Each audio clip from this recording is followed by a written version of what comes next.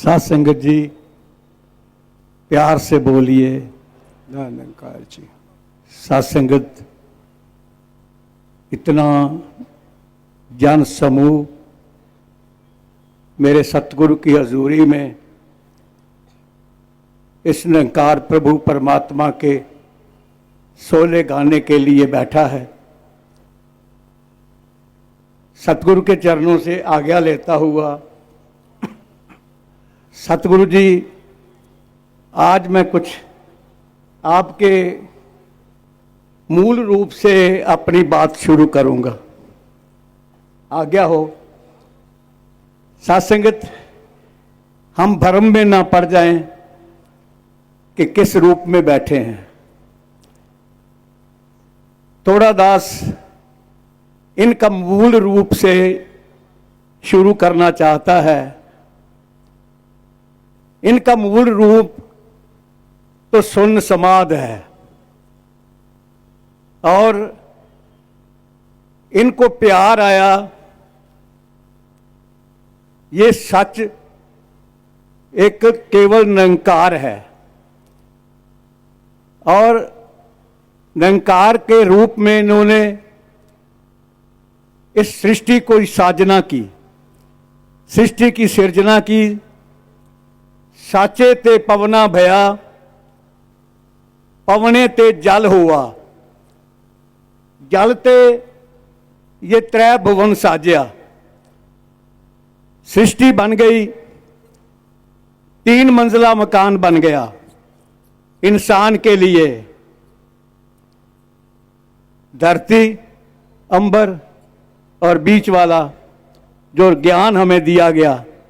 बंदे ऊपर वेख जरा, सूरज चंद सितारे ने चमक इन्हां दी मुकनी एक दिन, मिट जाने ये सारे ने। हेठां वेख जमी अग पानी, तिन्हां दा विस्तार बड़ा, सदा लई ये मुक जाना है जिसदा जो संसार खड़ा। वायु, जीव, आकाश विचाले सूक्ष्म रूप है जिन्हां दा, सदा लई ये मुक जाना है जोड़ जो जुड़िया तिन्हां दा। ये 9 चीज़ां दृष्टमान ने, इसनूं कहंदे माया है।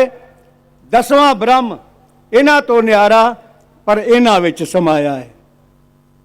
ये सबो कुछ मिट जाना है क्योंकि मूल रूप इसका शून्य है। इसलिए ये कैसे रहेगा? सब कुछ साथ संगत खत्म होने वाली चीज है जो हमारे इन आंखों को नजर आती है।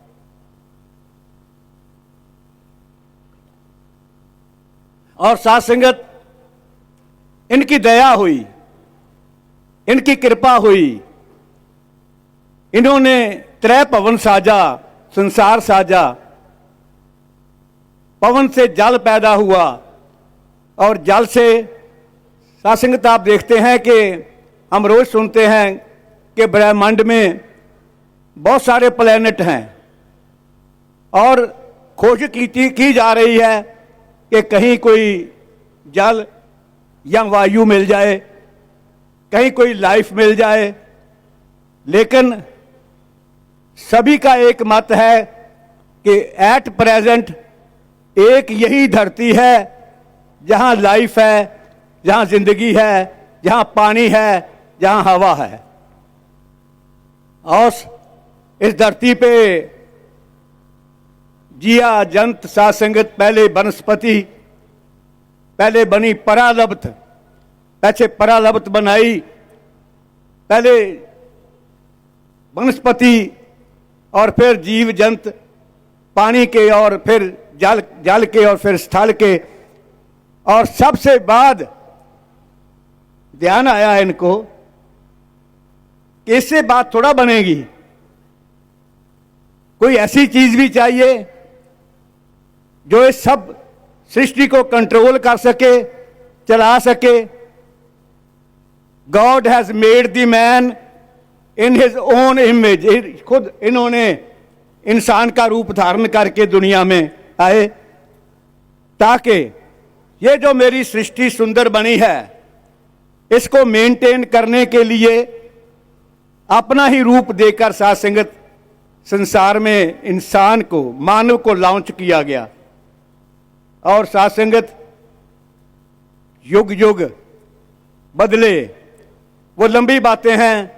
किस युग में आपने क्या किया, किस युग में आपने क्या किया, वो बहुत लंबा एक प्रोसेस।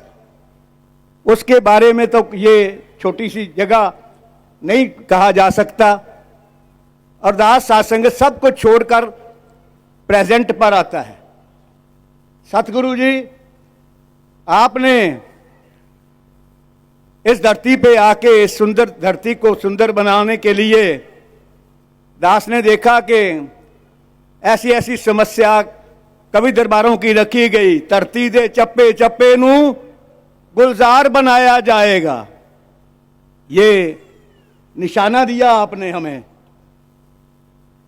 अपने गुरसिखों को निशाना दिया कि इस धरती को गुलजार बनाए रखना है। मैंने तो गुलजार बना के दे दी, इसको बनाए रखना है, मेंटेन करके रखना है।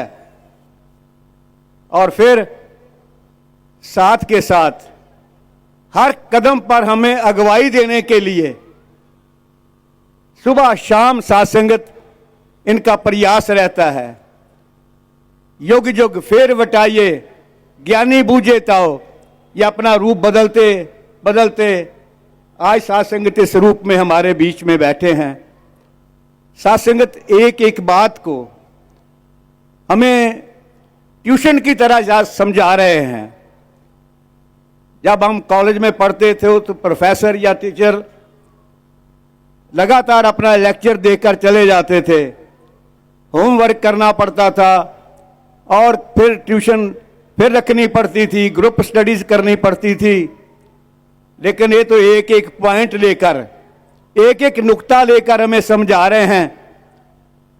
दास को एक पीछे माता जी ने विचार किया, मुझे वो सब वक्त भी याद है जब हम लाइनों में लगकर सतगुरु बाबा जी के कानों में जाकर सासंगे, बाबा जी ये काम है, बाबा जी ये काम है, बाबा जी ये कृपा करो, वो कृपा करो, मैं ये करूं या वो करूं, मैं ऐसा करूं, मैं साइकिलों की दुकान खोलूं या किताबों की दुकान खोलूं।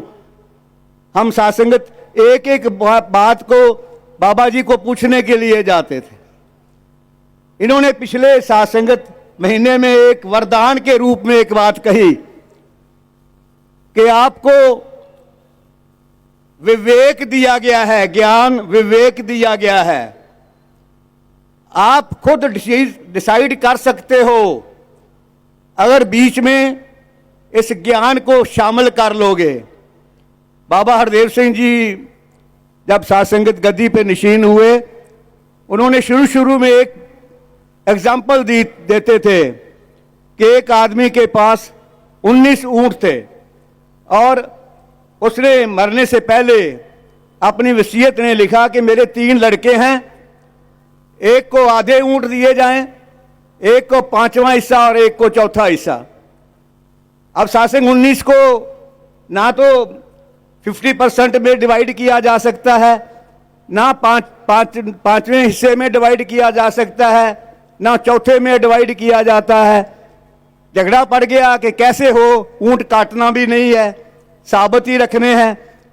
आप जैसा महात्मा कोई ऊंट पे जा रहा था, उसने पूछा क्या बात है, कहता ये फैसला नहीं हो रहा।